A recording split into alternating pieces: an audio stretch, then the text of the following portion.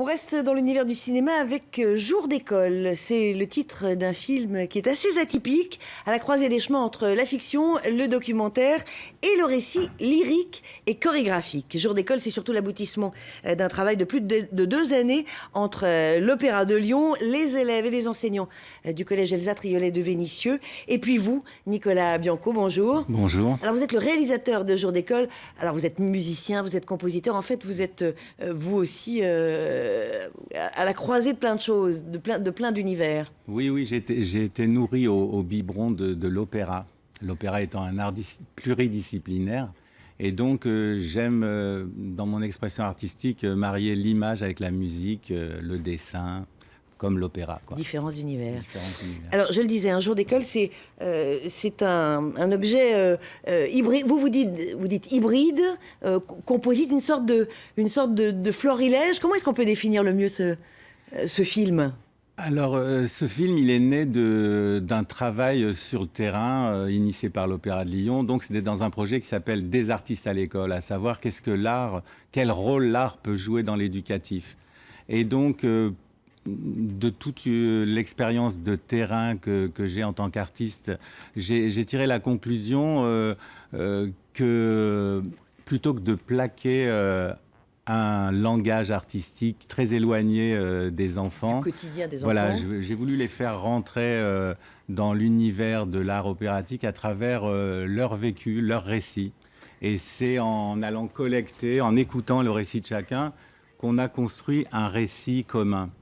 Voilà, et donc ils ont semé leurs petites graines et chaque petite graine a construit le récit de ce film. Et c'est vous qui avez moissonné à l'arrivée. Pour Voilà. qu'on comprenne bien, je voudrais qu'on regarde un extrait de la bande-annonce du film.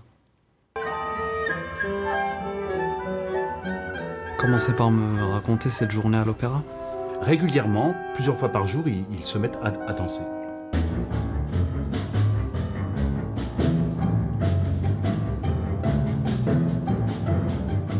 Pourquoi vous perturbez les cours? Parce que on fait ce qu'on aime. Donc, vous cherchez un loup. Un enfant déguisé en loup.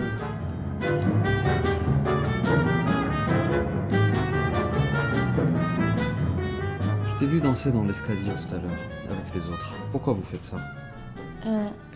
On le voit bien, hein, effectivement. Il y a une fiction, c'est-à-dire qu'il y a une enquête et dans laquelle interviennent plein de... Moi, c'est un mélange que j'avais jamais vu.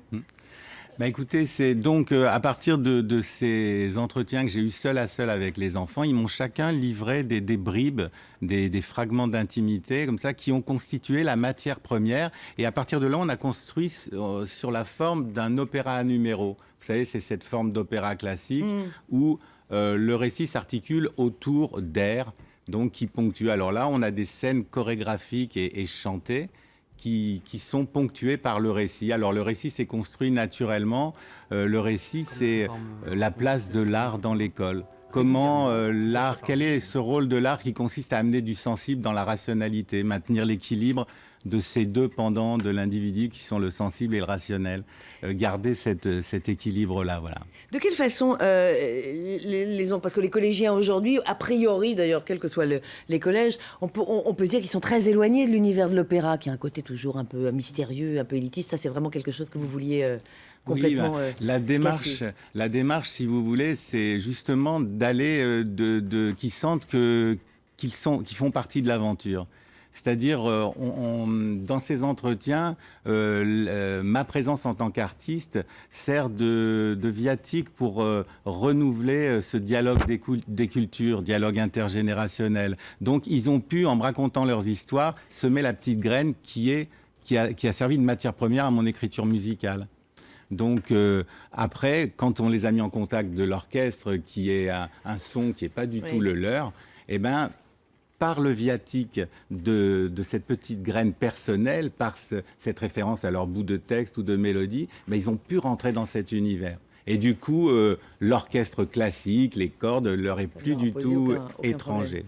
Très vite, Nicolas, parce que le temps passe à toute vitesse. Pour l'instant, on peut le voir. Il est en DVD seulement. Est-ce qu'on va pouvoir le voir dans les salles ? Alors, c'est toute la démarche. C'est toute la démarche. On est en plein travail de diffusion. Donc vous recherchez Donc on fait un appel à diffuseur ou un tous les distributeur. diffuseurs intéressés par ce débat qui anime la société à l'heure actuelle. Donc l'appel est lancé, on peut voir l'intégralité de la bande-annonce sur YouTube et Dailymotion. Merci beaucoup, Merci à Nicolas vous. Bianco.